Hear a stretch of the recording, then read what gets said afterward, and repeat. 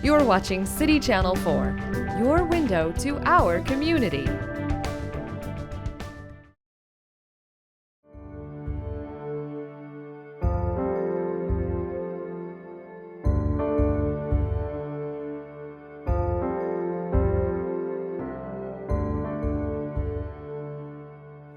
I want to welcome you all to the Pat Meyer Vision Award.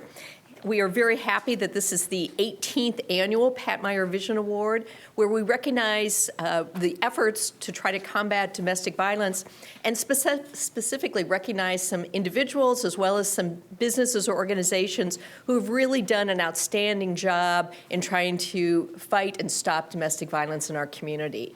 And we're very pleased with to be able to award the Pat Meyer Vision Award to our two recipients this afternoon. This event, though, is sponsored by the Johnson County Coalition Against Domestic Violence, as well as the Coalition Against Domestic Violence. As you're probably aware, October is Domestic Violence Awareness Month, and during this month there are a variety of programs and opportunities for the community to be involved and learn more about domestic violence and the variety of different educational opportunities. As you look around the room, you see these silhouettes, which are known as the silent partners. Each of them have at least one shield or multiple shields on them that tell the story of a person or a child, an adult or a child who was murdered by an intimate partner.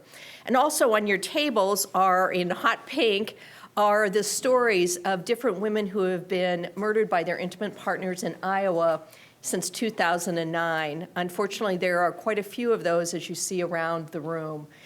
If you read those and read the stories of the women and children who were murdered, you will find that they are people you will recognize as people that you maybe have met or feel like you know. Unfortunately, their lives have been cut short by domestic violence. And it's because of our efforts to try to end domestic violence that we are particularly happy to have you here, because it shows your concern and your involvement in trying to end domestic violence. Some of the statistics are very frightening on domestic violence in our country. Every 9 seconds in the United States, a woman is assaulted or beaten. Around the world, at least 1 in every 3 women has been beaten, coerced into sex, or otherwise abused during her lifetime. Most often, the abuser is a member of her own family. Domestic violence is the leading cause of injury to women, more than car accidents, muggings, and rapes combined. Studies suggest that up to 10 million children witness some form of domestic violence annually. Nearly 1 in 5 teenage girls who have been in a relationship said a boyfriend threatened violence or self-harm if presented with a breakup. Every day in the United States, more than 3 women are murdered by their husbands or boyfriends. 92% of women surveyed listed reducing domestic violence and sexual assault as their top concern. Domestic violence victims lose nearly 8 million days of paid work each year in the United States alone, the equivalent of 32,000 full-time jobs. And based on reports from 10 countries, between 55% and 95% of women who have been physically abused by their partners had never contacted non-governmental organizations, shelters, or the police for help. The cost of intimate partner violence in the United States alone exceeds $5.8 billion per year. $4.1 billion are for direct medical and healthcare services, while productivity losses account for nearly $1.8 million. Men who as children witnessed their parents' domestic violence were twice as likely to abuse their own wives than sons of nonviolent parents. All of these are very scary statistics and ones that really alarm us when we hear them. When we see them in our own community, it is even more frightening as it is so close to home. But we're very fortunate in this community that we do have people like you and others in our community who are really working to stand up to domestic violence. We are fortunate to have the Domestic Violence Intervention Program, which has began here in 1977. It's providing direct services and support to more than 28,000 women, men, and children during the past 2 decades. In 1 year, the Domestic Violence Intervention Program will answer approximately 18,000 crisis phone calls and provide more than 8,000 nights of shelter to approximately 400 women and children. Now, Domestic Violence Intervention Program actually provides services in 8 different counties in Iowa. So in addition to Johnson County, DVIP provides services in Iowa, Cedar, Des Moines, Henry, Lee, Van Buren, and Washington counties. As you can imagine, they are stretched thin, but do an excellent job nonetheless. I've always liked reading the mission of the Domestic Violence Intervention Program, and I'm going to read it to you again this year, which is that the mission of the Domestic Violence Intervention Program is to provide comprehensive support and advocacy services to victim survivors, focus on immediate and long-term safety, empowerment, dignity, and hope. In collaboration with the community, we strive to end domestic abuse through education, accountability, and social justice. I'm always encouraged to read that because of they include the word in there, hope. They include kind of the goals that they were trying to achieve, and I think that's something that the Johnson County Coalition fully embraces, and trying to make sure that we are doing the education, that we are doing the short-term and long-term safety goals, but we are also providing empowerment, dignity, and hope to victims of domestic abuse with the hope that they will become survivors. Eliminating domestic violence, though, requires a collaborative effort, and that's why we have the Coalition Against Domestic Violence. The collaborative effort can provide prevention as well as support to victims of domestic abuse, provide education to try to enable people to recognize it when they see it in their workplace or they see it with their friends and family. The efforts need to come from law enforcement professionals, victim service providers, prosecutors, healthcare providers, educators, business leaders, the faith community, and elected officials, among others. And we are fortunate to have these same people involved in the Johnson County Coalition Against Domestic Violence, which is made up of all of these groups. Now, today we are here for the Pat Meyer Vision Award, and for those of you who don't know Pat Meyer or don't recall, she was the original director of the domestic violence, at that time called the Domestic Violence Project, the shelter, later the Domestic Violence Intervention Shelter, or Domestic Violence Intervention Program. Pat Meyer was instrumental in making sure that so many women and children received a safe place to stay. She also acted as an educator and a mentor for many of us who were just learning about how to combat domestic violence and how to take the approach. She really acted as somebody who kind of mentored, provided support, encouragement, but really educated a lot of people, whether it was in law enforcement, prosecutors, and the community and business areas as well. We were very pleased in 1999 to make the first Pat Meyer Vision Award and gave it to Pat Meyer, and then decided to make it an annual award. And so after 1999, when we gave Pat Meyer the original award, in 2000, St. Andrew Presbyterian Church received the award for hosting the Safe Exchange Program, a program of the Coalition to provide a safe place for children to be exchanged during visitation when there were protective orders against the parties or against one of the parties, one of the parents.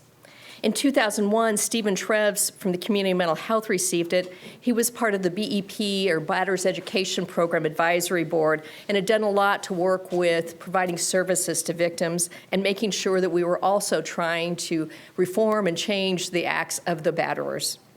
In 2002, I'm happy to tell you that J. Patrick White received it, and he is here with us, the former Johnson County attorney, who really made a big effort and kind of was the first in the state to really push prosecution of domestic violence and look at it as a crime. And we're very pleased that you're here with us today, Pat. In 2003, the 6th Judicial District Department of Correctional Services received the award for actually having the Silent Witnesses program, and actually having some of the men who were staying at Hope House and were on probation actually cut out, paint, and design these different plaques as a way of kind of giving back to the community to make amends for what they had done, and really implementing a lot of efforts to try to reduce domestic violence through the Batters Education Program and other programs. In 2004, Linda McGuire, who was the former head of the Women's Resource and Action Center, a former first assistant Johnson County attorney, then a law professor, head of the Citizen Lawyer Program, and she really wrote the first book on prosecuting domestic violence in Iowa, was given the award. As first assistant Johnson County attorney, she was instrumental in training law enforcement, not only in Johnson County, but across the state, as well as prosecutors, and how to handle domestic abuse cases and reach a positive outcome in those cases. In 2005, the Community Television Services received the award for putting on a public service announcement and putting it together that could be shown to try to combat domestic violence and let victims know where they could get help and support. In 2006, Chamber Electric and Crescent Electric received the award for the work that they provided at the Domestic Violence Intervention Program Shelter for providing kind of ongoing and spur-of-the-moment assistance to make sure that the shelter was always up and running. In 2007, Karen Seiler, a member of the Johnson County Coalition Against Domestic Violence and a staff at Rape Victim Advocacy Program, received the award for the education efforts and all of the work she had done to try to combat domestic violence. In 2008, Bob Hartman with the Iowa City Police Department, who was a domestic abuse specialist, received the award for the work he had done in working with victims and survivors of domestic violence and helping train within the law enforcement agencies. Mary Ann Petty, an advocate with DVIP, received the award in 2009 for her outstanding work with victims and survivors of domestic violence. In 2010, Sandy Booker, the victim witness coordinator for the Johnson County Attorney's Office, received the award for the many years that she had provided support and encouragement and hand-holding for victims who were going through a criminal case involving domestic violence. In 2011, we were awarded Linda Severson, who had been the community specialist with Iowa City for many years, who had been an active member of the Johnson County Coalition Against Domestic Violence, doing all kinds of things to help the shelter, as well as to try to educate the public on domestic violence. In 2012, Alda Burrish, who I'm happy to say is in the back of the room as well, received the award, as well as Marco's Taxi Company. Alda received it for her outstanding work with victims of domestic abuse. Also, we always say Alda was the one who was always on speed dial and on our cell phones for those of us at the county attorney's office who needed an advocate right then, right now, or could answer a question for us anytime, day or night. And we've always appreciated Alda for her work for victims. Marco's, yes. Marco's Taxi Cab received the award because they were always willing to pick up a victim, make sure she could get safely to the shelter.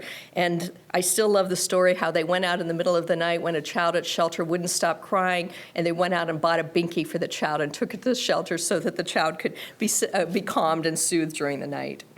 In 2013, Andy Winkleman, who is also with us, the academic coordinator and assistant director of education programs at the U of I, received the award, as well as table-to-table food distribution for the work of providing food to the shelter. Andy has been an active member of the Johnson County Coalition Against Domestic Violence and was instrumental in working with the university and students at the university in terms of education about domestic violence and trying to combat it within that population. So thank you for being here, Andy, and for your work. In 2014, Joey, Matizek? Perfect. I always am afraid I'm mispronouncing it. That's how I always say it, but I'm afraid. With the Department of Correctional Services received it, as well as the Crisis Center. The Crisis Center for, again, ongoing support for the shelter. Joey, though, has been and still is actually, the domestic abuse probation officer. So she dealt with people who were put on probation after being convicted of domestic violence, holding them accountable, making sure that they were completing the Batter's Education Program, now the IDAP, but actually trying to really make a difference in the lives of not only the perpetrators, but the victims. Holding the perpetrators accountable, making sure they had to follow through with what they were supposed to do, and making sure that the victims were supported at the same time. And she has continued to do an outstanding job, and we're happy to have Joey with us today, too.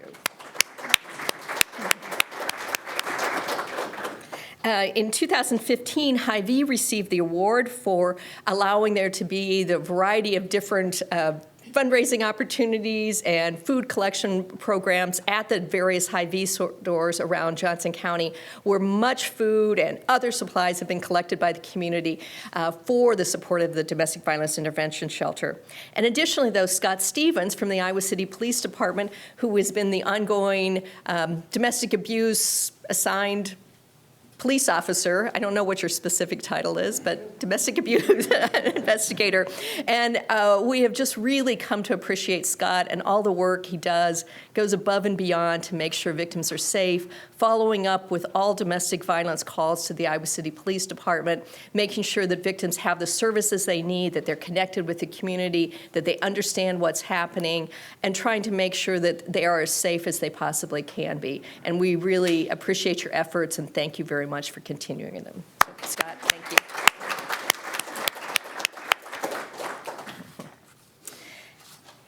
And we are pleased today to be able to add 2 more names to this list of outstanding people. I'm going to actually introduce some other people to present the awards. And so first we're going to start with Missy Forbes to present the Pat Meyer Vision Award to Lucky's Market, Iowa City.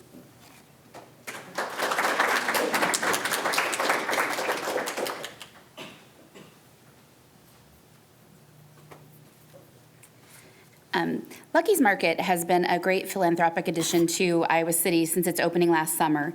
The Domestic Violence Intervention Program had the opportunity to work with Lucky's in several different capacities.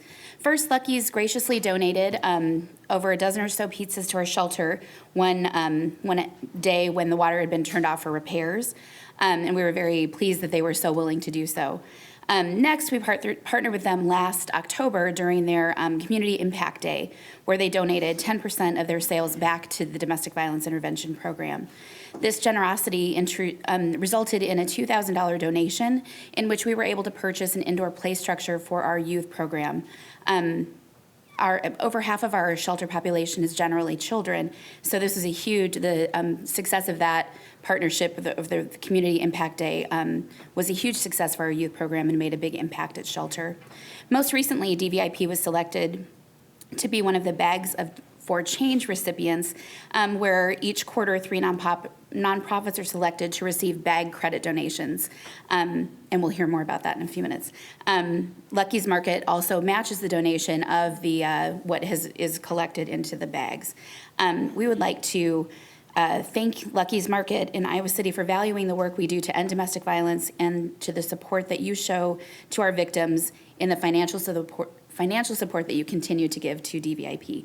I would like to introduce Ty, the Assistant Store Director of Lucky's.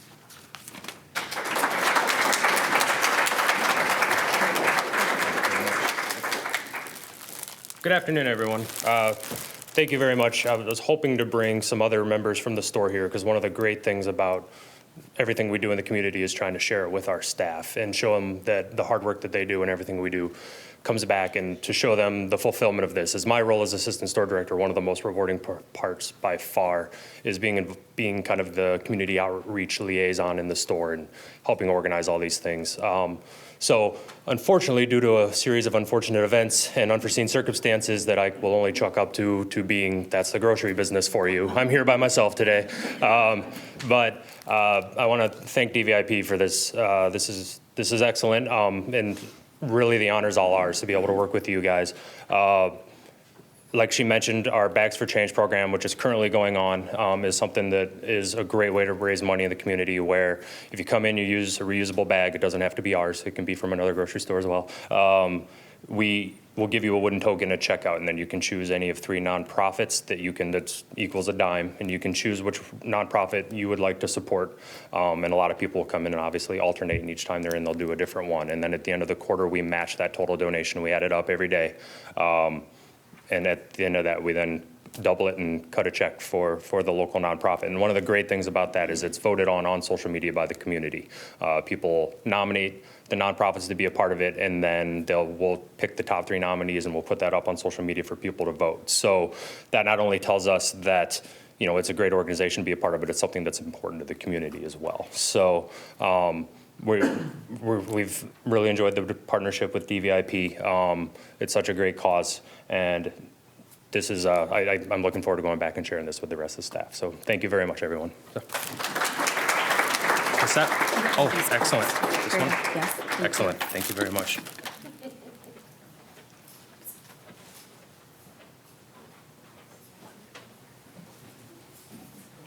Next, I'm happy to present Officer Scott Stevens, former recipient of the Pat Meyer Vision Award, to announce our next recipient, Rachel Zimmermann Smith.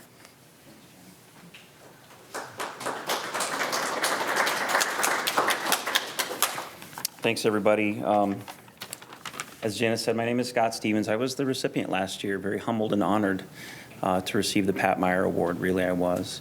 But even more so, and as I continue to work in my field, and I mentioned this last year, this is kind of my family, just at work. I see a lot of the same faces. I see a lot of the things that people do in working to combat domestic violence. As we know, it's a very intimate and sometimes brutal crime that occurs. And when we can sneak in the cracks and sort of find our way in and do good things for victims, that's really at the heart of intervention and stopping the cycle. So I am proud to announce Rachel Zimmermann Smith is the recipient of this year's award. Rachel started as an assistant Johnson County attorney in 2004. She is a graduate of the University of Iowa College of Law. In her time as an assistant county attorney, she has prosecuted thousands of cases in all areas of law. She's been instrumental in efforts to reduce and control the jail population, and she helped to expand the marijuana diversion program. In 2015, she became the lead domestic violence prosecutor for the Johnson County Attorney's Office, carrying a large caseload of domestic abuse cases. And in addition to prosecuting cases, Rachel and her colleagues on the domestic abuse response team, of which I am a member and DVIP is also partnered in there, the domestic abuse investigations team, and the Johnson County Coalition Against Domestic Violence. We've all worked together to lead efforts to improve the way domestic abuse cases are handled.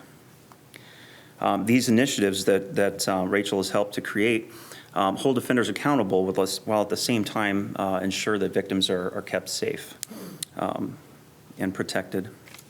These efforts include implementing a county-wide protocol requiring all law enforcement to follow up on every domestic abuse arrest. This is something that's come around in Rachel's time, and she was definitely at the front of that, seeing sort of a gap again where we could fill pretty easily, really, and was well accepted in our county, to touch base with victims to help keep them safe. Also helped to organize a county-wide strangulation training, brought in a nationally recognized expert on strangulation, and taught our first responders, our law enforcement advocates, and medical professionals on the nuances of detecting and taking care of strangulation victims. And then also has been partnered with DVIP and with me in implementing a new risk assessment protocol called ODARA, the Ontario Domestic Abuse Risk Assessment, again, to help identify the needs of particular victims and the risk that they may be at. In addition to that, one more thing, Rachel was part of creating domestic abuse victim assistance open hours, which is a time that's set aside each week at the county attorney's office on Thursdays between 10 and noon, where victims can come in and meet with not only Rachel, but other legal counsel, advocates with DVIP are present, basically the whole package in one stop, which has been really incredible. And in just since starting this in March, over 70 victims have come in to talk with us and to receive some form of help. So that being said, I guess I should say also, I'm very proud of our coalition. I'm currently the chairperson for the Coalition Against Domestic Violence, and I want to thank all of those people out there that helped set this up today before I get down. And also for the work that we do. We're a small but mighty group. And Rachel, I'm proud to announce you as the next recipient of the Pat Meyer Vision Award.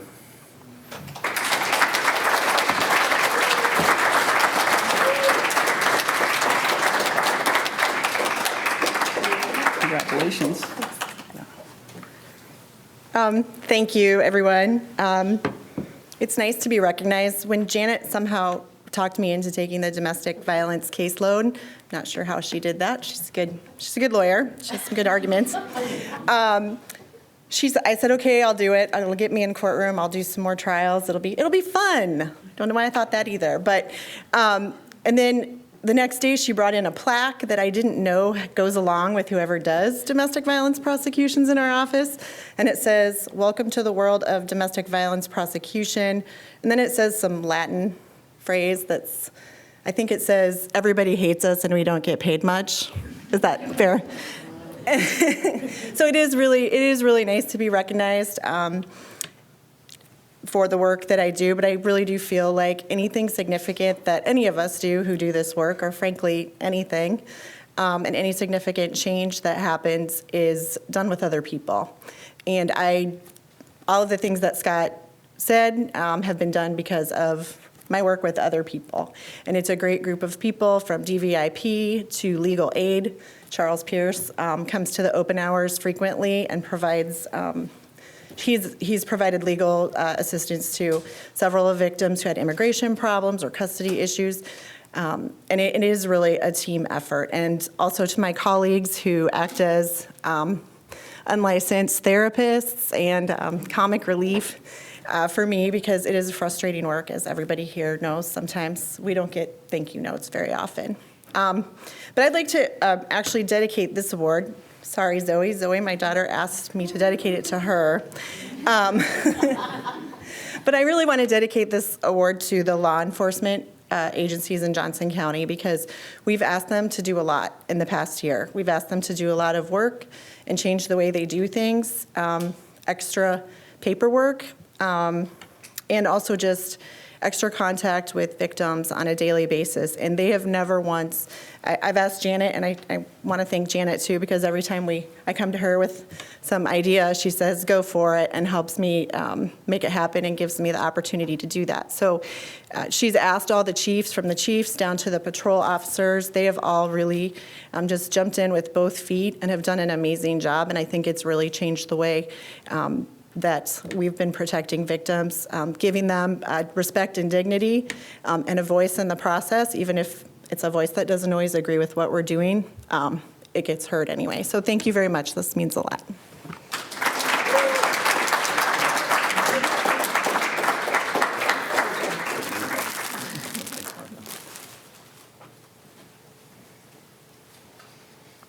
Well, and I think Rachel described it, but it's like really without Rachel being there to make these things happen, they would not have happened. So now, because of Rachel's efforts, she has actually gone out with others to train all the law enforcement agencies. I think is in the process of still maybe training Iowa City Police Department, but North Liberty Police Department, Coralville Police Department, University Police Department, Johnson County Sheriff's Office. All of the officers have been trained specifically on how to do risk assessment for victims, and also to encourage them to follow up on how to do that. And it has made a huge difference in the lives of victims of domestic abuse. And Rachel, thank you very much. And thank you for working for me. I really appreciate it.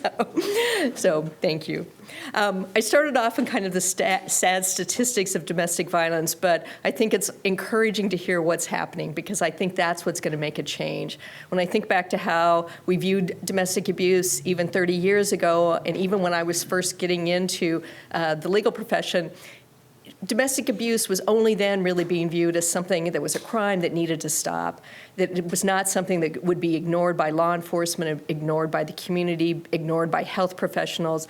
And it is now something that is talked about on a regular basis, and multiple different people in the community and different organizations in the community are really making efforts to try to stop domestic violence and to provide services and support to victims.